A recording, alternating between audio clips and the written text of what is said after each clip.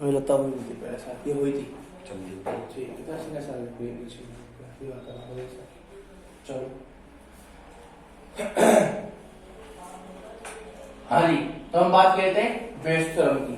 ठीक है, तो जो बेस थ्योरम है जिसकी मैं आपसे बात करूं, तो बेस थ्योरम में क्या था, जैसे आप मान लो सिंपल सी बात थी कि कंडीशनल में मतलब कैसे एक इवेंट हो रहा, हो गया, अब दूसरे की निकालनी प्रोबेबिलिटी उसके रेस्पेक्ट में, तो कॉमन थिंग थी ना।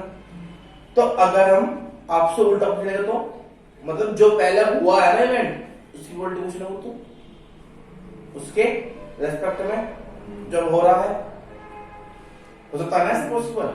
बात तो एक ही है, क्यों सकता। चलो अगर तुम्हें ये बातें समझ नहीं आती तो मैं तुम्हें ट्री समझाऊंगा, पेड़, उस पेड़ को समझना। अगर तुम पेड़ समझ गए, अगर आप वो पेड़ समझ गए, अपने पास समझ गए सारी, इसका बस एक सिंपल सा डायग्राम है, इस डायग्राम में फोकस करना। अगर तुम्हें डायग्राम समझ में आ गया तो समझना आपकी प्रोबेबिलिटी क्लियर होगी। क्या समझ में आ गया? डायग्राम। तो ये बेस थ्योरम का डायग्राम है।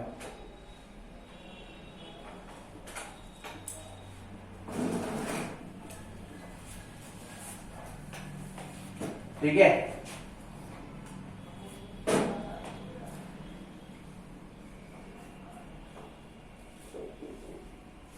Diagram of Bayes theorem. और क्या कहेगा, ये कहेगा मान लो आपके पास एक सैंपल स्पेस है। क्या है यहाँ पे? ठीक है, उस सैंपल स्पेस से कोई दो इवेंट होंगे,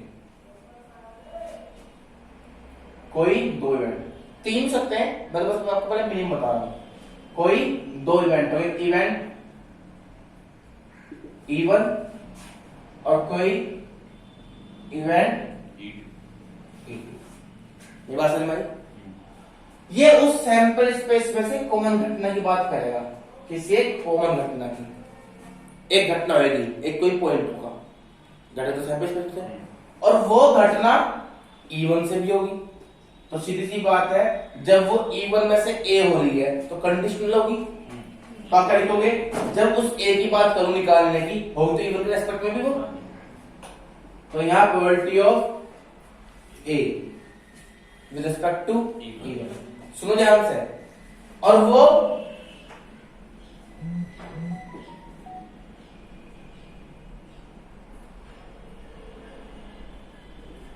वो घटना घटेगी इसमें से भी। बात समझ में आ रही है? बात घटेगी यहां से भी। ये सिद्धांत कैसे निकलता है? पी ए अपॉन E1 और पी ए अपॉन E2, घटेगी यहां से भी और घटेगी।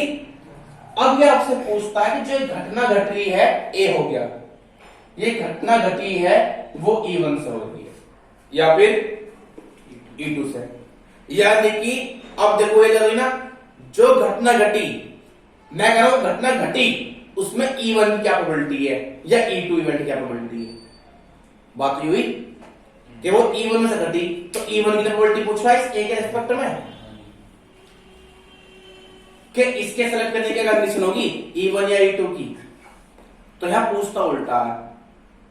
तो यहां पे क्या बात हुई, कह रहा है कि भैया सुनो, यहां की बात सुनो इस तरीके से, एक सैंपल स्पेस होगा, उस सैंपल स्पेस में से कोई दो घटना घटेगी, एक E1 घटेगा, एक E2 घटेगा। अब उसमें से वो घटना E1 से भी होगी और E2 से भी होगी। ये सैंपल स्पेस में दो इवेंट बने और ये दोनों इवेंट हो सकता है म्यूचुअल एक्सक्लूसिव भी हो, और हो सकता है कि ये इंडिपेंडेंट भी हो, यानी कि आपस में अलग हो सकते हैं इवेंट।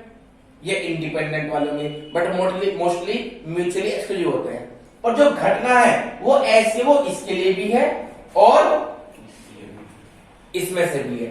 तो क्या जो घटना घटी है वो इवेंट E1 से घटी हो, इवेंट E1 से। तो बात तो ये कि वो इवेंट E1 से घटी हो, मतलब E1 की प्रोबेबिलिटी पूछ रहा कि घटना इससे घटी है, तो क्या करा, E1 की प्रोबेबिलिटी A के रेस्पेक्ट में। ये तो बोल रहा हूं कंडीशनल प्रोबेबिलिटी का उल्टा।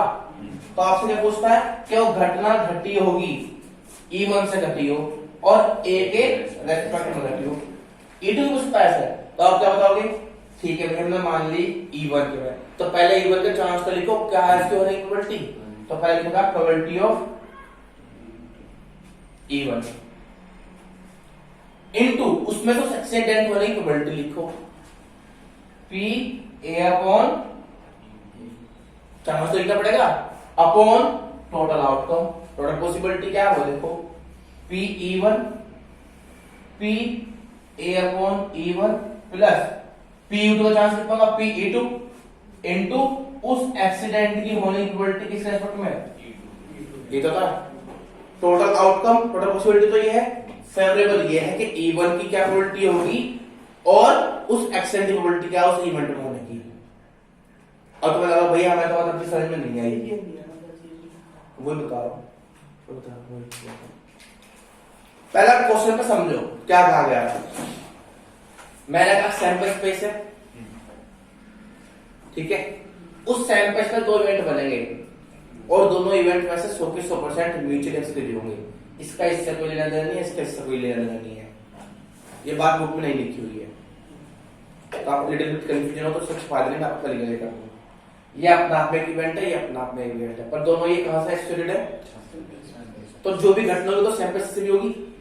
तो एक कोई घटना होगी सैंपल स्पेस से, इसको बोलते हैं कॉमन एक्सीडेंट। क्या बोलते हैं,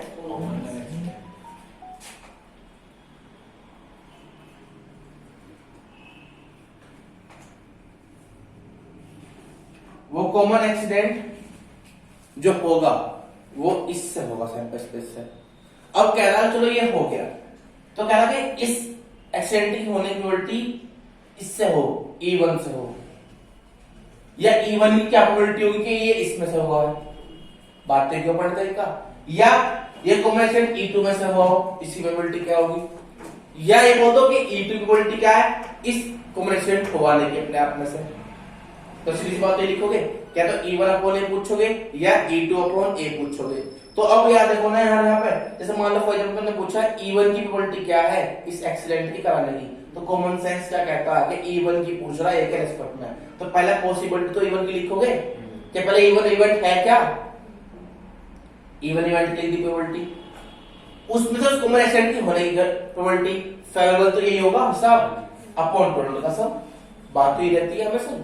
टोटल नंबर पॉसिबिलिटी क्या, P1 P A upon E1 P2 P A upon E2, तो टोटल पॉसिबिलिटी है, ठीक है, कि E1 को सिलेक्ट ऐसे किया गया, उसमें से A होने की प्रोबेबिलिटी है। ये होगी मल्टीप्लिकेशन थ्योरम। क्या ये तुम तो जानते हो, पहले P1 होता उसमें से PA upon E1 plus P2 होता उसमें से फिर A होने की मल्टीप्लिकेशन, तो ये पढ़ाई थी कल। अब हम पूछ किसके लिए कि P1, तो बात तो ये लिखूंगा पहले P1 into PA upon E1 upon total outcome. बात तो ये आ गई। पहले एक इवेंट कंडीशन यहाँ पर दो जुड़ गए हिसाब, जैसे देखो तुम कहते दो ब्लैक कार्ड काट रहे हो, तो पहले E1 लिखा होगा, फिर दूसरा ब्लैक E2 अपॉन E1 तो लिखा गया होगा 26 अपॉन 52 इंटू 25 अपॉन 51, ये तो रहा होगा। अब मैं ऐसे कहने लगूं कि दो ब्लैक कार्ड काटे और यहां पे ऐसे लिखूंगा कि सैंपल स्पेस तो ये एक आपके पास क्या है, इसमें जो है एक स्पेड और एक हार्ट कार्ड बना हुआ है, एक क्लब और डायमंड का बना हुआ है। तो यहां से देखो पहले इस इवेंट को लिखी 1/2 चांस हो गए कि 40 से हो गए, 26 कार्ड इसमें है 26 इसमें है, तो 1/2 इसके 1/2 इसके, इसमें से ब्लैक आने की प्रोबेबिलिटी क्या होगी 13/52। मैं ब्लैक कार्ड मैंने बहुत बात खत्म कर दी। यहां से ब्लैक आने कितनी होगी, मैंने कहा मैंने एक ब्लैक कार्ड काटा और वो पहले वाले इवेंट से हो, तो तुम क्या लिखोगे भैया ब्लैक कार्ड तो यहां से भी निकल सकता था, तो पहले P1 इंटू फिर उसने ब्लैक कार्ड की प्रोबेबिलिटी 1/13 आगे ना एक बार, यहां पे क्या हुआ 1/2 इंटू 1/13 अपॉन सबका सम। भैया वो तो यहां से भी है, वो तो यहां से भी है, तो 1/2 इंटू 1/13 प्लस 1/2 इंटू 1/13, बात तो ये हुई। तो ये मल्टीप्लिकेशन थ्योरम भी है, मल्टीप्लिकेशन थ्योरम क्या निकल जाएगा, टोटल सैंपल स्पेस फेवरेबल क्या है जब वो इस वाले इवेंट से हो रहा होगा। बात तो ये हुई, बात समझ रहे किसी भी, तो अब भी दोबारा देख लो, अगर किसी में बात में कोई डाउट हो तो दोबारा समझ लो। कोई यहाँ पे क्या होगा, बहुत सिंपल सी बात है, यहाँ पे एक सैंपल स्पेस दे जाएगा, तो आपको ढूंढना कि सैंपल स्पेस है क्या। उस सैंपल स्पेस में कोई दो घटना घटेगी, तीन हो सकती है E1 E2, और ये दोनों बिल्कुल म्यूचुअली एक्सक्लूसिव होंगे, इनका आपस में कोई भी लेन देन नहीं है। तो देखो मैंने कहा कार्ड का कलर बोल रहा पहले, और फिर इस कलर का यहाँ पे पहले क्या बताया इवेंट में क्या बता, उनकी कौन सी वो है ब्रांड, क्लब है या डायमंड। क्लब और डायमंड था यहाँ पे, चलो जो भी है, यहाँ पे क्लब और हार्ट था, या चलो हार्ट और स्पेड था, हार्ट और स्पेड यहाँ पे था, और क्लब और डायमंड यहाँ पे था। तो अलग अलग होगी क्वालिटी, तो बिल्कुल म्यूचुअल एक्सक्लूसिव होगी। पर ब्लैक कार्ड कॉमन है, ब्लैक तो कुछ भी हो, तुम कैसे बताओगे ब्लैक तो कुछ सकता। तो क्या होगा, एक सैंपल स्पेस होगा, उस सैंपल स्पेस से दो इवेंट बनेंगे, E1 और एक E2। सही बात समझ में किसी को। अब उन दो इवेंट की बात की जा रही है, उस इवेंट में से कॉमन एक्सटेंट होगा, जो यहां से भी सैंपल स्पेस है तो वो यहां से भी होगा, वो तो कह रहा है जो कॉमन एक्सटेंट हुआ वो E1 से हुआ। तो E1 की पूछा ना एक रेस्पेक्ट में प्रोबेबिलिटी, तो पहले बताओ ना E1 निकालने की प्रोबेबिलिटी क्या वो लिखो, उसमें से उस एक्सटेंट वाली प्रोबेबिलिटी लिखो अपॉन टोटल आउटकम, ये तो होती है probability. Number of favourable E1 होना अपॉन टोटल आउटकम, तो पॉसिबिलिटी तो ये निकल के आएगी। ये बात समझ आई भाई? हाँ है ना। डन नहीं बात यहाँ तक, बताओ कोई डाउट हो तो। एक क्वेश्चन करते हैं, ठीक है। तो आपको ये रिकॉर्डिंग देख के लिखना, मैं पहले क्वेश्चन बता दूं, ये लिखना आपको इसके बारे में। तो आप लिखोगे बेस्ड ऑन क्या लिखोगे, it is the reverse condition of conditional theorem and we want to find the probability of first event और सेकंड इवेंट, और first event with respect to second event. हम यहाँ फर्स्ट इवेंट की यानी कि पहली वाली कंडीशन की प्रोबेबिलिटी जानना चाहते हैं दूसरे वाले के रेस्पेक्ट में, जो उसमें से हो रही थी। तो यहाँ पे E1 की प्रोबेबिलिटी पूछी जाती है A के रेस्पेक्ट में, and that is the required formula. Generally क्या होगा यहाँ पे EI लिखते हैं, क्या लिखते हैं EI अपॉन A। तो यहाँ PEI आई वैल्यू तो 1 टू सकती है into PA upon EI upon summation PEI into PA upon EI। आई की वैल्यू क्या होती है 1 2 3 लिख लोगे आप, क्या होता है इसका, तो समझ में आई मेरी बात, हाँ या ना। अब जैसे देखो क्वेश्चन देखो आप A अपॉन EI क्या था, जो भी ऐसी लिख सकते हैं ना, क्या जो हमने कंडीशनल वाली पहले निकाली थी उसमें भी क्या, जैसे उसमें तो हमने इंटरसेक्शन वाला लिखा था ऊपर, क्या कह रहे हो PA अपॉन EI था, हाँ तो हमने PA इंटरसेक्शन EI हाँ अपॉन वो गया था, तो उसमें भी ऐसे कर सकते हैं। वो अलग है यार, वो अलग है, इसे कहाँ मिक्सअप कर रहा है उसके साथ, इसे कहाँ मिक्सअप कर रहा हूँ, कॉमन थिंग की बात कहाँ से जाएगी। यहाँ रिवर्स कंडीशन हो रही है, कंडीशनल की बोल रहा हूँ, उसका मैच कर रहा है उसे, तो गलत पूछ रहे हो ना। चलिए भैया आगे चले, एक बार देखो मैं आपको क्वेश्चन क्लियर करता हूँ, भैया वाली बात क्लियर करता हूँ। चलो मैंने कहा आपके पास कोई ऐसे समझ लो दो बैग है, दो बैग है, ठीक है। इन दो बैग के अंदर इसमें है 5 रेड बॉल, अब देख रहे ध्यान से भाई, और इसमें है 5 ब्लैक बॉल। चलो दूसरे के अंदर 4 रेड बॉल और 6, अब देखे भी ध्यान से, 6 ब्लैक बॉल है। तो एक सैंपल स्पेस करने का 2 बैग रखे हैं एक टेबल पर, हाँ है ना, ठीक है। 2 बैग रखे हैं टेबल में, टेबल पर रखे हैं। सुन रहे हैं ऐसा क्वेश्चन, जिनके अंदर ये बॉल रखी है, हमने कोई भी रैंडमली एक बैग उठाया और उसमें से एक बॉल निकाल ली, हमने रैंडमली एक बैग उठाया उसमें से एक बॉल निकाली, वो बॉल रेड बॉल थी, क्या थी, तो जो रेड बॉल निकली और पहले बैग से निकली, इसकी प्रोबेबिलिटी क्या होगी। कुछ क्वेश्चन क्लियर हो। एक टेबल पर 2 बैग रखे हैं जिसके अंदर 5 रेड 5 ब्लैक, 4 रेड 6 ब्लैक, हमने रैंडमली कोई भी बैग उठाया और उसमें से हाथ दिया, बॉल निकाली, बॉल निकली रेड। तो जो ये रेड बॉल निकली वो पहले बैग से निकली, इसकी प्रोबेबिलिटी निकालो। इसमें क्या पहले बैग की प्रोबेबिलिटी पूछा रेड बॉल के रेस्पेक्ट में, अब तो क्लियर हुई बात नहीं है। तो आपके पास 2 बैग है, अब सुनना चाहिए जो कोई बात नहीं, अभी फिर कहो ये बैग 1 है और ये, तो ये क्या हुआ आपके पास सैंपल स्पेस हुआ जिसके अंदर दोनों बैग रखे हैं, बैग 1 एंड बैग 2। तो पहले आप क्या करोगे, एक बैग तो उठाओगे, तो ये होगा पहले इवेंट, तो प्रोबेबिलिटी ऑफ बैग 1 की बात करोगे, इसकी प्रोबेबिलिटी क्या होगी, और यहाँ पे प्रोबेबिलिटी ऑफ B2 दूसरे बैग उठाने की, दोनों चार बाय 2 है। बताओ क्या गलती है इसमें। अब इसमें से कोई आप एक क्या निकालते हो, रेड बॉल ए अपॉन, अब तू बता कैसे क्या आता है पी ए इंटू बी कैसे निकालेंगे इसमें से पता चला, तो फिर मैं बताइए क्या चलेगा। मैंने ये नहीं देखी थी। नहीं मैं सजेशन नहीं कहता कुछ भी, ये यहाँ पे आप कंडीशनल सोच रहे हो, कंडीशनल नहीं है ये, अब एक इवेंट है जो इसके अंदर से होकर आएगा, तो यहाँ ए इंटू बी थोड़ा निकल जाएगा, रेड का बैक से क्या इंटरसेक्शन है, आप समझ नहीं पा रहे हैं अभी। मैं कह रहा हूँ कि उसमें एक इवेंट होगा, उसके अंदर से दूसरा इवेंट निकल कर आ रहा, तो उसमें कॉमन नहीं है, यहाँ पे एक क्यों है दूसरा निकल कर आ रहा, तो आप कैसे निकाल दोगे यहाँ कॉमन बताओ, नहीं सकता ना, तो पहले बात सुन लिया करो कौन सा तरीके से, फिर कंफ्यूज होते हैं बच्चे भी। तो यहाँ पे क्या होगा भैया, रेड बॉल की निकालेंगे किस रेस्ट में, बैक वन में से, तो बैक वन में से रेड बॉल निकालनी ना आपको, तो रेड बॉल कितनी है इसके अंदर 5/10, यानी कि मैंने कहा था कि इस पूरे इवेंट में कॉमन बात ये थी, पूरे इस इवेंट में कॉमन बात क्या थी कि हमें रेड बॉल निकाली, तो रेड बॉल तो निकल सैंपल स्पेस से भी आएगी, है दोनों बॉल के प्रोजेक्ट। अब यहाँ पे देखो, और ये दोनों म्यूचुअल एक्सचेंज है, ये अपना अपना एक बैग है, ये अपना अपना एक बैग है, इससे क्या मतलब है कि उससे कुछ मतलब नहीं है। तो यहाँ से देखो probability of red ball from second bag कितनी है 4/10, इसका कितना 2/5, मैंने गलत तो लिखा, बताओ मेरी बात गलत है तो बताओ। मैंने क्या कहा प्रोबेबिलिटी कि जो रेड बॉल निकली है, इसे एक और रेड देता हूं, जो रेड निकली है वो किससे निकली है, पहले बैग से निकली है, यानी जो रेड बॉल है पहले बैग से पूछ रहा, समझ बात नहीं।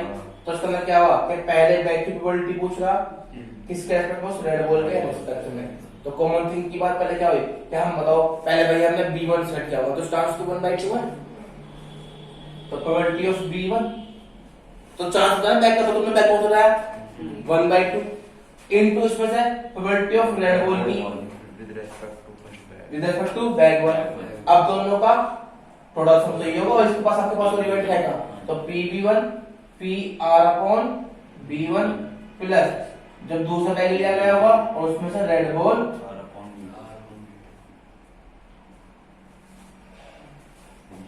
अब कैलकुलेशन की बात आ गई, कैसे हो कैसे भैया pb1 पहले बैग की प्रोबेबिलिटी थी, रेड बॉल की निकालने की 5/10 है, जल्दी सो जाएगी, ठीक है। तो यहां तो ये वो लिखा जो ऊपर लिखा, यहाँ पे pb2 1/2 और ये 2/10 तो सबका एलसीएम है, तो 5/5 प्लस 4 5/9 प्रोबेबिलिटी होगी, यानी कि इतना चांस है इस बैग का आने का, या जो रेड बॉल इस बैग से निकलने की, सही बात नहीं। अब क्लियर हुआ, एक is the reverse condition of condition, यानी उल्टी बात, जो आप चीज निकाल के हाथ में घूम रहे हो कहां से आई उसकी प्रोबेबिलिटी पूछ रहा। अगर b2 कहता तो यहाँ b2 बदलती सारी, तो यहाँ पे आपके पास कितना भैया 1/2 इंटू 4/10 का, तो यहाँ था 4/9 होता, तो इसके चांस कम थे बॉल निकलने के, इसके चांस इसमें ज्यादा, ठीक है। बात से मैंने किसी को भी कोई दिक्कत होता पहले मेरी बात में, कोई ऐसी बात है जो मुझे नहीं क्लियर अभी डन है मेरी बात, पर लेकिन जितना आपको समझ इतना काम होता नहीं है, क्योंकि आपके पास क्वेश्चन सही तरीके के आएंगे, पढ़ना पड़ेगा आपको कि इवेंट मतलब सैंपल स्पेस है क्या, और यहाँ किस बारे में बात की जा रही है, और उसमें कॉमन थिंग है क्या। अगर आप समझदार हो, इंग्लिश पढ़नी आई तो आप समझ जाओगे, बेवकूफ हुए इंग्लिश नहीं आती तो मूर्ख हो गए तुम, उस समय तुम बस मुंह देखोगे एक दूसरे का। पूरे क्वेश्चन जितने भी मैं आपको पूरा इस चार्ट पर लगा दूंगा, इस चार्ट पे, इसका कुछ नहीं है, बस इंग्लिश आनी चाहिए आपको समझने के लिए कि सैंपल स्पेस क्या, इवेंट क्या, खत्म बात। चलिए मेरी बात समझ आ गई, चलिए आगे इतना, कल मिलते हैं आपसे, ठीक है। ये आपको रिकॉर्डिंग देख के लिखना सब, ठीक है। कोई अगर दिक्कत बताना मुझे, नमस्ते बेटा।